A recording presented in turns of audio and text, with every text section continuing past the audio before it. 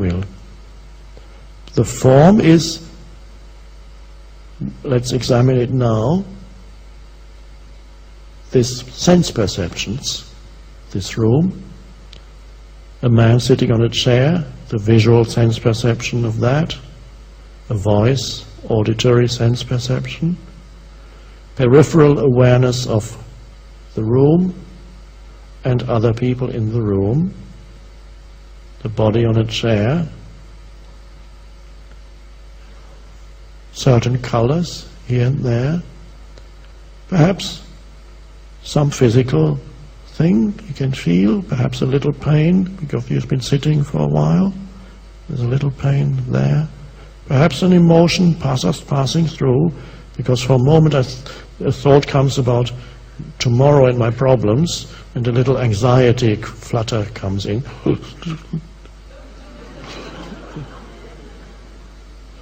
And then you come back to, okay, this moment. And thoughts may also come in, but if you're attentive here, then there's not really much need to think, just as I don't think. So, just as I listen to the words, you listen to the words. And there's no need to think in between. I don't know what the next word is that's going to come out, how could I know? It's just, you listen. I listen, we listen.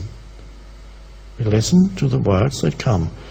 Now, the vocal cords that are being used for these words happen to belong to this man sitting on a chair here, that's all. So, this is the form of the present moment. Inner and outer forms arising, sense perceptions, okay, this is all now, it's all now. It's all now. Okay, that's how it is. It's neither good or bad, it just is as it is. And that's always the case with now. This could be worse or it could be better, the mind might say. The mind might say, okay, it could be better, greater sense pleasures. I might be sitting with a beautiful man or woman about to make love, or I could be on a beach in Hawaii. But, well, even on a beach in Hawaii, you would either be sitting or standing or lying on that beach. There would be sun on the skin, okay, a little bit better than the lights here. But it's not that much of a difference. I mean, just staying with just the simple isness and not the fantasies of the mind that say, I could be happy there, try this. Just try this first. Because if you're not happy here, probably you couldn't be happy there either. And I've had letters from people in prison who have put this into practice, and they have written to me and said, I have found freedom. Freedom from dependence on external conditions. Now, what we are talking about at the moment are the conditions of the moment, the conditions that arise at this moment. And for any condition to arise, it can only arise in the now. There is no other condition apart from the now. Nothing arises in the past or the future. For anything to be, to exist, to be, it has to be now. Being and now are one. So it's life itself. So we are experimenting with life itself. It looks at the moment as if we were separate from it because I'm using language, but that's fine. Let's just... There's the form of this moment, which changes all the time, because after a while you move away, and then the now, other forms appear in that now. But it doesn't mean that there are many different nows. It's always now. What is true is that the forms that appear change continuously in the one now. It does not mean that there are many nows, because it's always the one now. So when people believe there are many different moments, that's only a superficial way of looking at the world. Things continuously change, but there is an underlying something, which is not a thing. There is an underlying space out of which all these forms, the appearances, come. Now, what we want to is to experience, to get to sense, to become one with, to realize ourselves as that underlying formless dimension that is not, has nothing to do with time. It is timeless, another word for which is eternal. The dimension of the eternal. In you, one could say. The dimension of the eternal. But as long as you regard the forms that arise in the present moment as obstacles, then they become obstacles. And they become that which blocks your access to the deeper dimension of the formless in yourself. As long as you regard what happens internally or externally as undesirable and as an obstacle or as an enemy or as something to be run away from, as long as that happens, then whatever form this moment takes, the very form becomes the blockage. And that's of course how most people experience life. They experience life, the limitations of life very strongly, and they believe that the form of the present moment limits them.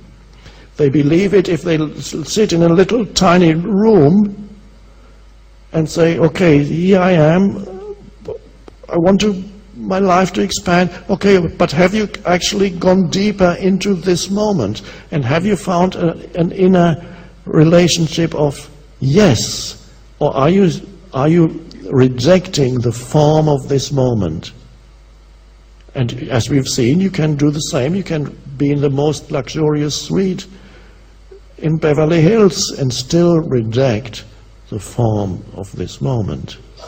You can do that anywhere, and it's habitual. Now, what happens if you do not reject the form which seems so limiting? The form seems limiting a lot of the time.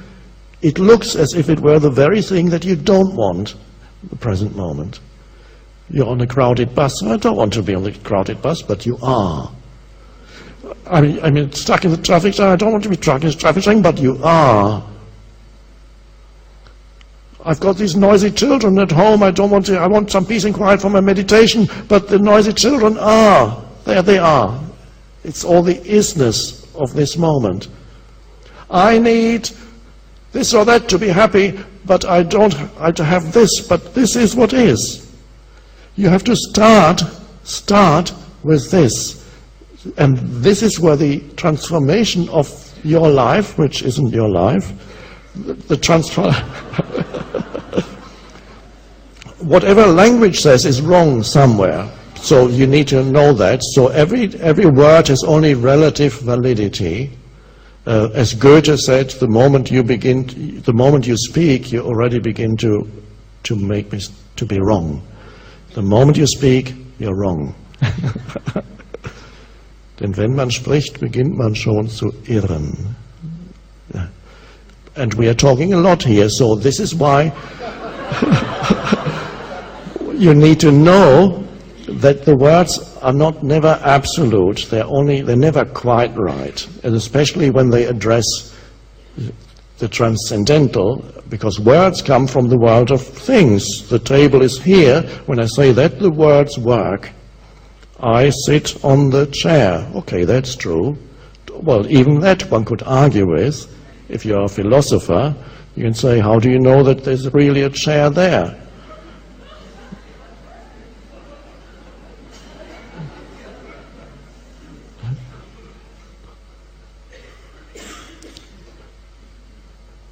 So we start by paying attention to the form of this moment and finding a new relationship with the form of this moment, because we have realized that if you argue internally or resist, internally, the isness of now, the form that the now takes, you suffer.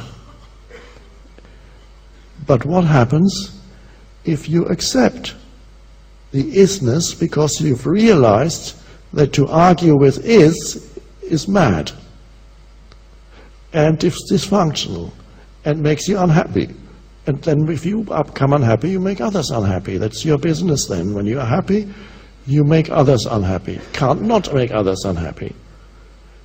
So instead of running away into some thought structure that says me in some future existence where I'm happy, either as a wealthy man or an attractive man or woman or somebody who has achieved enlightenment, stay with just this moment, and no matter how limiting the form of this moment seems to be, you cannot argue with the fact that it is right now the way it is.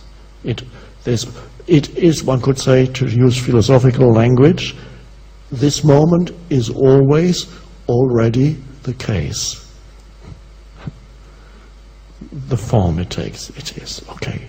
That's the form life is taking at this moment. If you bring an inner yes to whatever form this moment takes, the crowded bus, the traffic jam, the noisy place where you happen to be, the children screaming, telephones ringing, and loud noise starting up behind you, some drill. What does your mind do then? Does it say, oh, what a dreadful noise? No, that's a mistake already. The noise is what it is. The dreadful you supplied. Now, if you don't supply the dreadful, there is just the noise as it is.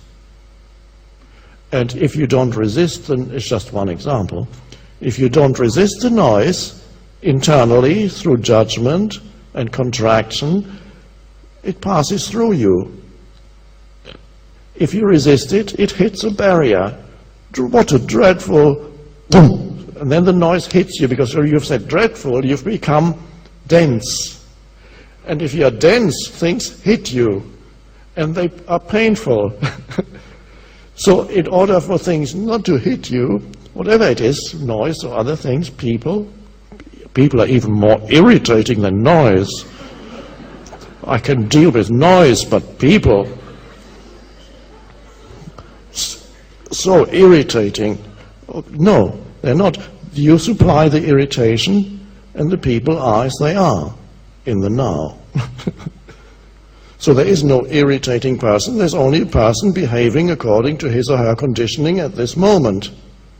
The irritation is what you give, but humans confuse the two. They mix up their reaction with the neutrality and the simplicity of the isness of now, mix them up and say, it's dreadful, a dreadful thing. No, there's the thing and there's me supplying the dreadful. Awful weather. There's nothing awful about rain, it's just water coming from the sky. I supply the awful.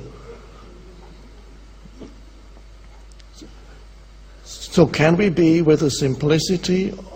Because now, when we don't impose mental judgments on the form of this moment, the moment actually becomes quite simple. And it no longer has the capacity to hit you. In other words, your inner state of being is no longer dependent on what's going on, what's happening or not happening, whether somebody is behaving nicely or behaving unconsciously. Your inner state is no longer dependent on that when you accept the isness of this moment, the form of this moment. It is, it already is. The entire universe has brought it about. If you wanted to investigate the cause of the form of this moment, you have to travel back a billion years. One thing leading to another, and another, and another, and another, and another, and another, and finally the form of this moment is this room.